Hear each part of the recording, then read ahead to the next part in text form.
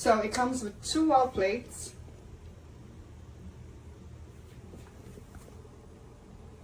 I put one on top of the other because this is for maintenance and that's for storage, because I live in a condo. I don't have a lot of space, but it's fabulous. Look at this. Quick release for the bike. Quick release for this. Look how quick. And then you can move it. And when I have it down here, I can perform repairs.